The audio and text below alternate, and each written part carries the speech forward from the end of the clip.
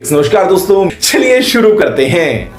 आलोक जी, संसद का विशेष सत्र बुलाने की मांग आप काफी समय से कर रहे हैं, लेकिन बीजेपी का बार बार जवाब यही होता है कि अभी समय नहीं है, क्योंकि अगर अभी सत्र बुलाया गया तो आप लोग वही सवाल अपने दोहराएंगे, कितने विमान गिरे। आप सस्ती राजनीति करेंगे, सस्ते पॉलिटिकल पॉइंट स्कोर करेंगे। आलोक जी, क्या जवाब है आपका? वाह बेटा, लगता है तुम गू खा के ही मानोगे। देखिए, सस्ती राजनीति और सस्ते पॉइंट स्कोर तो कौन कर रहा है? पूरा देश देख रहा है। कौन रोड शो करता घूम रहा है, कौन बिहार में जाकर वोट मांग रहा है मानक जी, कौन तुकबंदी कर रहा है, कौन फिल्मी डायलॉग बोल रहा है, वो पूरा देश देख रहा है। उसमें कोई छुपी हुई बात नहीं है। अरे बाप रे, ये तो धोती खोल रहा है। आज दुर्भाग्य यह है कि जिन लोगों को सवालों के जवाब देने हैं वो सवालों से भाग रहे हैं। देश जानना चाहता है भाई सीज फायर किसने किया, नहीं पता है देश को।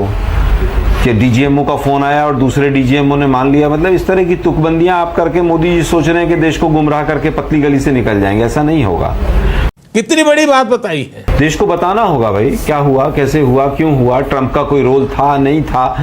15 बार एक व्यक्ति चिल्ला चिल्ला के कह रहा है कि मैंने सीज फायर कराया है, वहां पर अपनी कोर्ट्स में लिख कर दे रहा है। वो 4 आतंकवादी कहां चले गए नहीं पता है, पुलवामा की जांच कहां है नहीं पता है, 40 से ज्यादा सिविलियंस मारे गए, उनका कौन जिम्मेदार है नहीं पता है, 28 के करीब हमारे टूरिस्ट जो मारे गए निर्दोष, उनका जिम्मेदार कौन है नहीं पता है। पर मोदी जी को यह पता है कि उनकी नसों में खून नहीं बह रहा, वो गर्म लहू और पता नहीं सिंदूर और पता नहीं क्या क्या बह रहा है।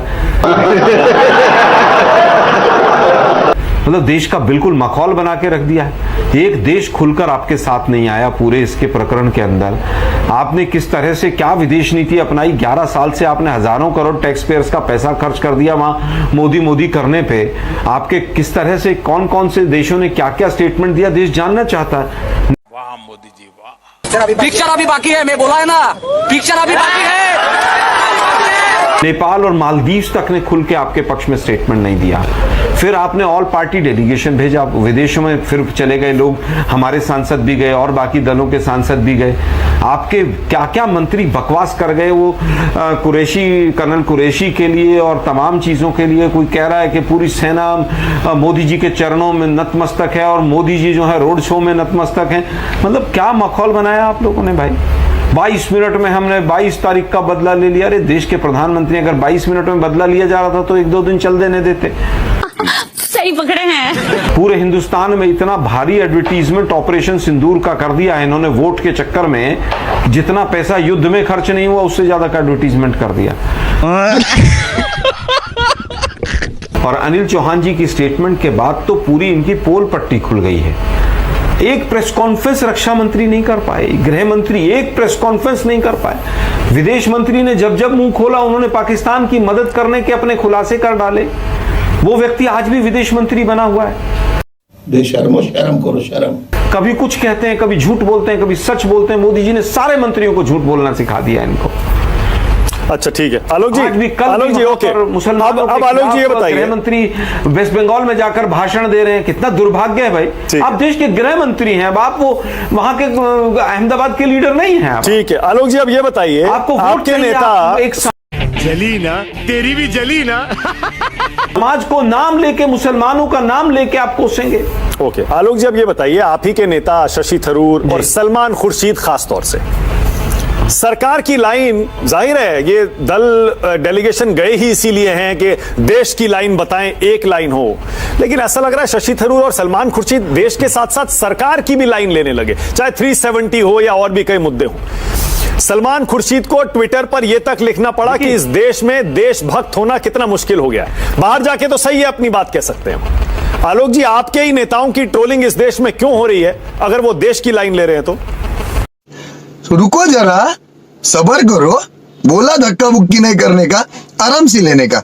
हाँ, उनका जो एजेंडा है कि पाकिस्तान को बेनकाब करना है तो उस पर काम कर रहे हैं। वो कांग्रेस के रिप्रेजेंटेटिव ना होकर सरकार के और देश के रिप्रेजेंटेटिव हैं। और जो बात आपने स्टेटमेंट कही है वो भी सच है। अरे भाई, ये कहना कि पूरी आर्मी मोदी जी के चरणों में नतमस्तक है, कर्नल कुरैशी जो है वो आतंकवादियों की बहन है। नहीं बुरा लगा। आलोक जी नहीं एक इसका क्या सेकंड मतलब है? नहीं एक सेकंड। शशि थरूर का ये बयान आलोक जी कि पहली बार हमने एलओसी क्रॉस की, और सलमान खुर्शीद का ये बयान कि 370 हटाना जरूरी हो गया था।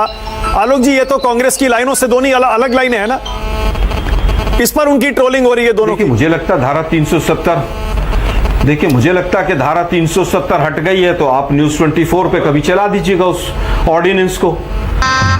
गजब बेइज्जती है। हालत यह है कि वो जो ऑर्डिनेंस पास हुआ था अगस्त 19 में, वो ऑर्डिनेंस हैकर से हटवा दिया गया है। 2 पेज का ऑर्डिनेंस है मानक जी, वो उसमें धारा 370 नहीं हटी है। उसमें लिखा है using the powers of article 370 we are making these 2 changes. हाँ ठीक है। इस तरह के 36 चेंजेस पहले भी हुए हैं। हाँ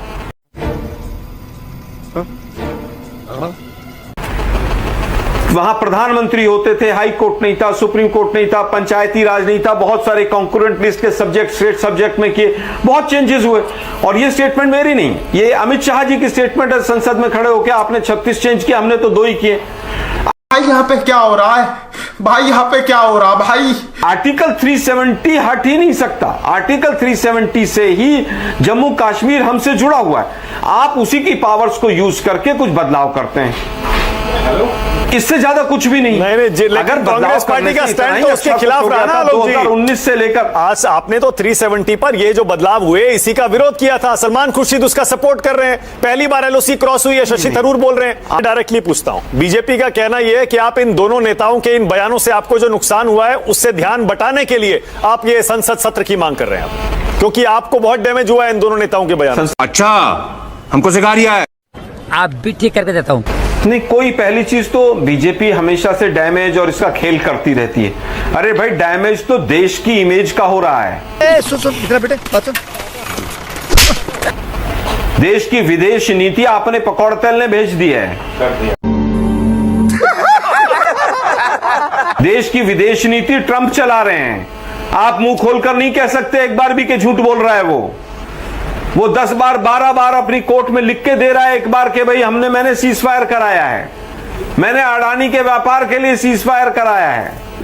व्यापार के लिए कराया, लेकिन व्यापार तो अडानी का ही है हिंदुस्तान में, अब और किसी को तो व्यापार करने नहीं देते ये।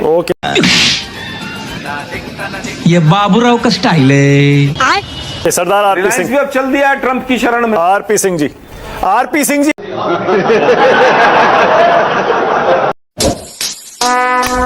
would like to take notes while I take totes of the marijuana smoke. Oh, you wanna choke? Gun smoke, gun smoke.